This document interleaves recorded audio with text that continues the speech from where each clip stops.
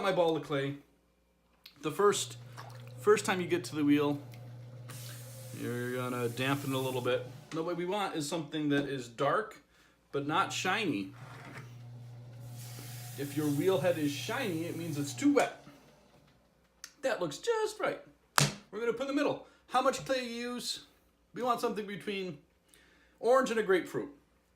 About 1.5 pounds of clay, somewhere around there. 2 pounds maybe, but 1.5 pounds of clay is good practice amount. First thing we're gonna do is get it wet. I'm gonna do the demo kind of what I would do in my first day of class. So it's changed since the first video. So the first demo that I do is start to finish, quick and dirty demo. I'm not gonna go through everything. I'm gonna do it so that they get their first chance to spin clay on the wheel and get used to how it spins. So I'm gonna do that just like I do in class. So it's on the wheel, I get it wet. I wanna make sure that it stays wet. 2 rules, keep it wet, keep it spinning. Always keep it wet, always keep it spinning. I'm gonna push down on the edges. Those edges will stick and form a seal. And then I'm gonna do what's called centering. Centering is 2 steps, coning up and coning down. Coning up, I'm gonna push against the wheel head, I'm gonna squeeze together. As I squeeze together, the clay has no place to go but out of the top of my hands. That's gonna make a cone up. Cone up. Cone down, I'm gonna wet the clay, keep it spinning. I'm going to push down and forward. My left hand is gonna go down and forward, my right hand is gonna catch the clay and drive it to the middle. Again, this is the quick and dirty demo.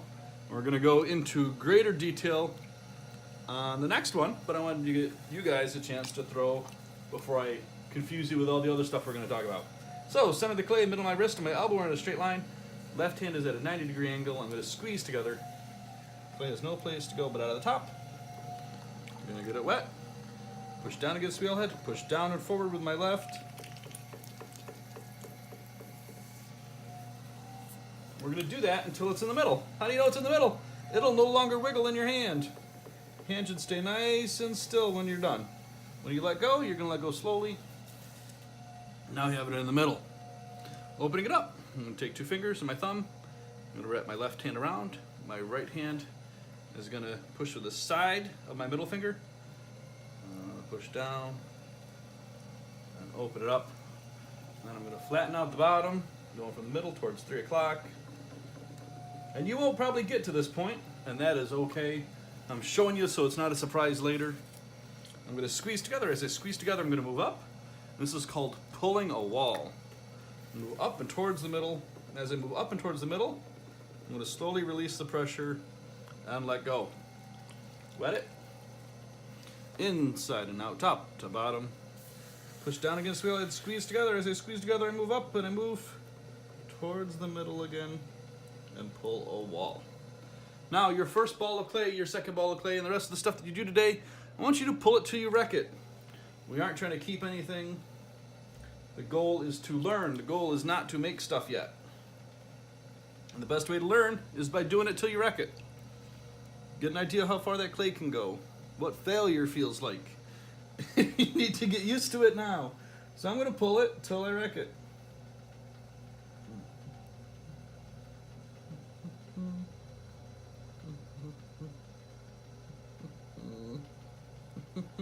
Okay, once you've wrecked it, I'm going to take your wire tool and I want you to cut it in half. By cutting in half, I want you to go all the way through once and then go underneath and lift up. This will give you an idea of the wall thickness, where you've left stuff, where you've made dents and all that.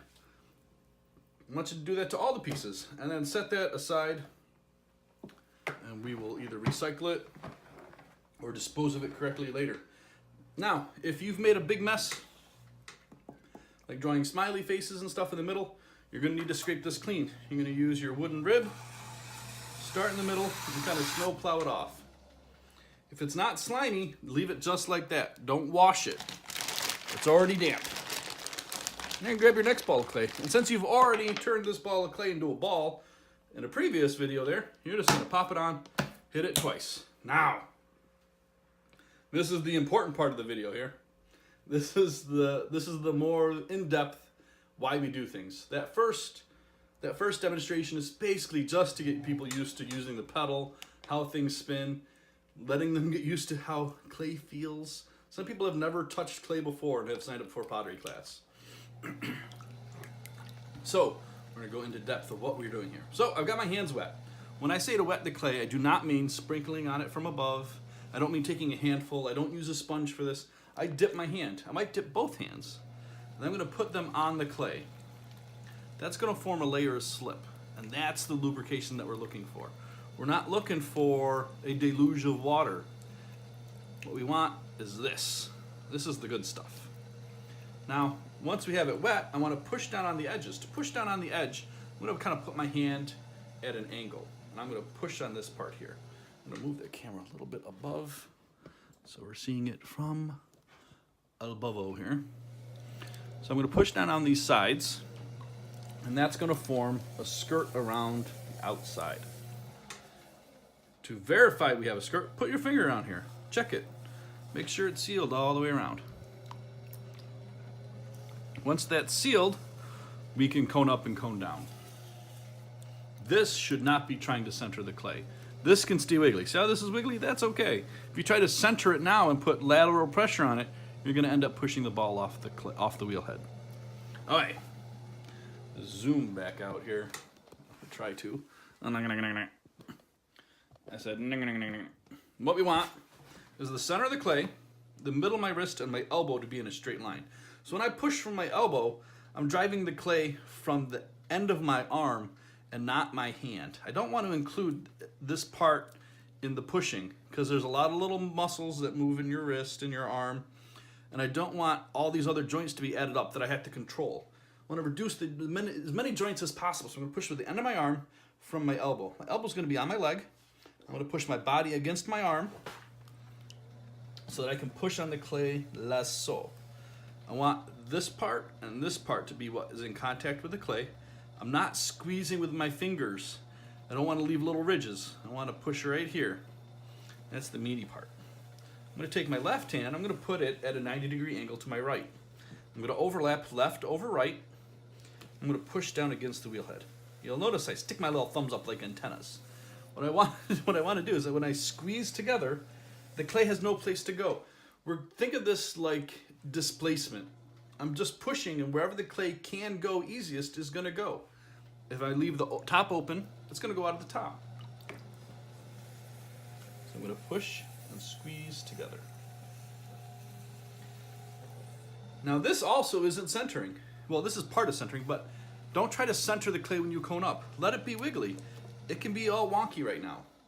Centering happens on the cone down. This coning up puts the clay in a position where you're incrementally pushing a little bit of clay into the middle at a time. You're not forcing and manhandling the whole chunk of clay.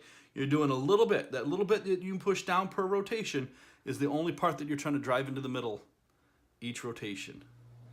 That's why we can center large amounts of clay without a lot of effort. So I'm going to push my leg against the splash pan. I'm going to lean my body weight against my leg. I'm going to push my body against my arm and put my leg up enough that I can get my left arm on it. I'm going to push down and forward. Now I'm going to cone up a little bit more again so you can see.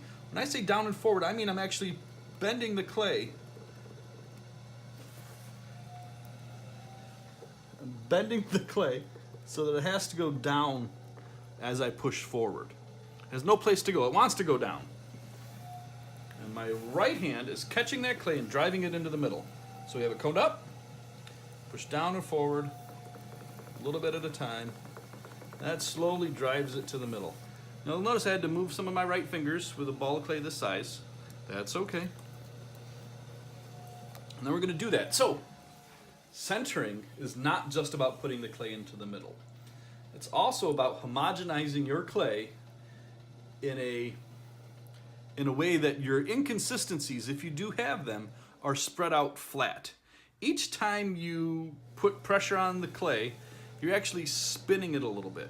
And when you spin that clay, it takes the inconsistencies and starts to take them from what would be like this and flattens them out. The worst thing that you can have is an inconsistency in your clay that is once per revolution. So it's a thud, thud, thud, like a bubble or something. that's going to make it harder to throw. Not impossible, but harder. So when you center, you're actually stretching out the clay, and you're homogenizing it you're horizontally homogenizing it. It totally makes sense to me. Just trust. Throw the cone up again.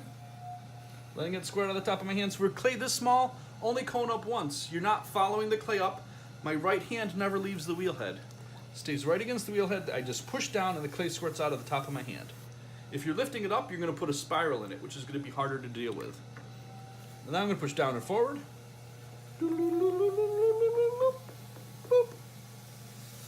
Okay. So now it's relatively centered. We want to end in a gumdrop sort of shape. If you need help remembering what you're doing, it goes candy corn to gumdrop, candy corn to gumdrop. And you can sing this song. It's candy corn to gumdrop, candy corn to gumdrop, do do do do do. We want to stop at gumdrop. If you go down too far, you'll get a junior mint. And junior mints make volcanoes, and volcanoes have lava, and lava's hot, and we don't want hot stuff because it burns. If we don't go down far enough, then you're not really centering the whole mass. You're kind of just centering the middle to the top. You're not getting that bottom stuff. So again, cone up, and cone down, stopping at that 1/3 of an inch. The coning down too, you want to make sure that you're not pressing with your hands flat, that I'm overlapping my hands and I'm pushing with the meaty part of my thumb at the top middle. So down and forward, meaty part pushing down, side pushing forward, and that my hands are overlapped. Okay, so easy so far.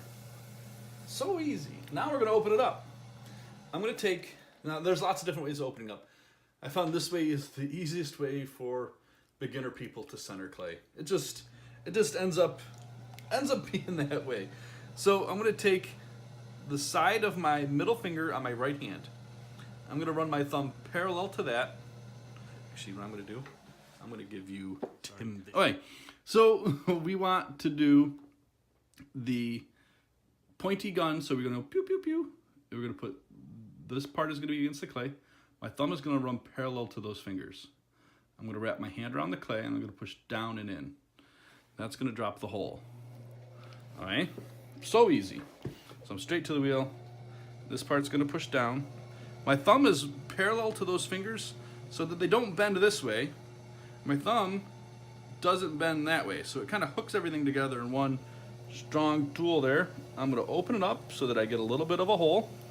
And then I'm going to add water to it. Keep those together.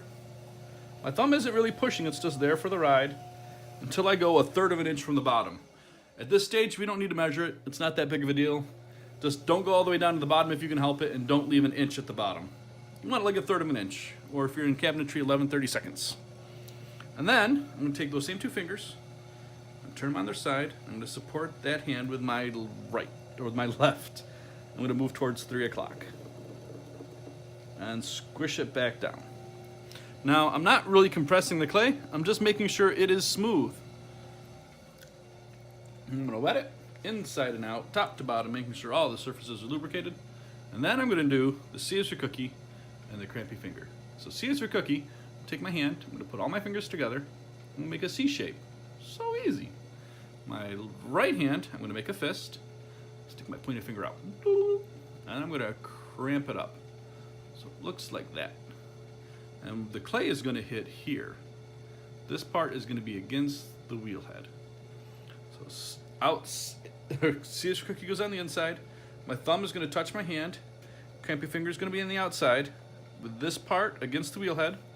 This part against the clay. And I'm going to start with it kind of at the angle. I'm going to lift my hand up to bring that wall up, because right now it's kind of out. That's going to bring it up. And then when I pull, I want to move up and towards the middle. All right, so squeeze, pull up and towards the middle. And as I get to the top, release the pressure and let go. So easy, right? I know. So easy. Let me make sure it's wet, inside and out, top to bottom. The reason we want to make sure it's lubricated completely is if you have a dry spot and you're throwing, it's going to catch. And that's that inconsistency, that horizontal inconsistency that we don't want. It needs to be wet, top to bottom, all the way around. And then we're going to squeeze together and pull up again. And just like before, guess what? We're going to pull it till we wreck it. There is no failing. A wreck is a win. Oh, so good to wreck it. Yay. And then cut it off. If your piece falls over like this, don't worry about it. Just don't get this middle part slimy. If you leave it just like that, it's great for the next ball of clay. I'm gonna do that whole demo again, but I'm gonna do it with this. All right, we're gonna do the demo again. I'm gonna do it quicker this time though. I'm not gonna go through all the explanation, but I'm gonna do it quick. I'll do the explanation, I'll just do it really fast. All right, so it's on the wheel. I've got it wet. I'm gonna squish it down. Center of the clay, middle of my wrist, and my elbow in the line. Push down. Now let it squirt out of the top. Wet it.